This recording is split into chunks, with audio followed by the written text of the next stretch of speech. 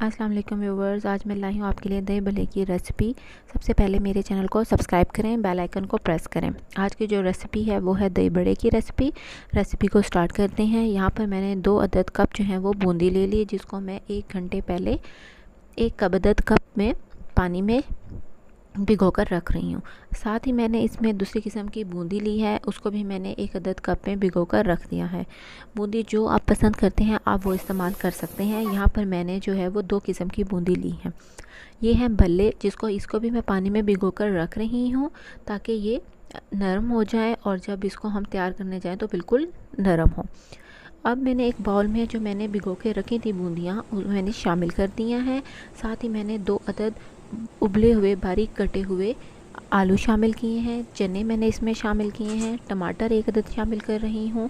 2 अदद बारीक कटे हुए प्याज, 2 अदद इसमें मैंने नींबू का रस शामिल किया है। 2 अदद बारीक कटी हुई सब्ज़ मिर्च शामिल की है। साथ ही में हस्ब ज़रूरत आप इसमें चाट मसाला शामिल करेंगे। चाट मसाला आप अपने हस्ब ज़रूरत इसमें शामिल कर सकते हैं। अब इसको शामिल करने के बाद इसको अच्छे से मिक्स कर लेना है ताकि तमाम जो चीज़ें हैं वो अच्छे से मिक्स हो जाए और साथ ही इसमें जो मसाला है वो भी मिक्स हो जाए। अब इसमें जो है वो मैं भल्ले शामिल कर रही हूँ। भल्ले इसलिए एंड में शामिल करने हैं ताकि ये बिल्कुल साबित ही रहें और टूटे नहीं।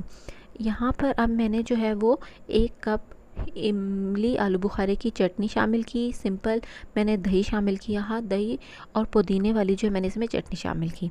इमली आलू बुखारे की जो चटनी है वो मैं इसमें जो है 2 चम्मच मैं शामिल कर रही हूँ। आप इसको जो है वो हस्बे ज़रूरत भी इस्तेमाल कर सकते हैं। आप जितनी पसंद करें आप उतनी इसमें शामिल कर सकते हैं। साथ ही मैंने इसमें 2 अदद जो है वो चुटकी भर चाट मसाला ऊपर शामिल किया है।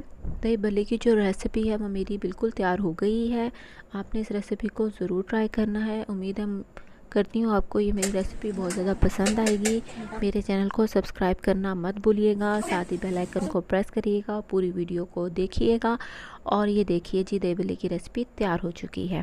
Thank you for watching. उम्मीद करती हूँ आपको ये रेसिपी पसंद आएगी।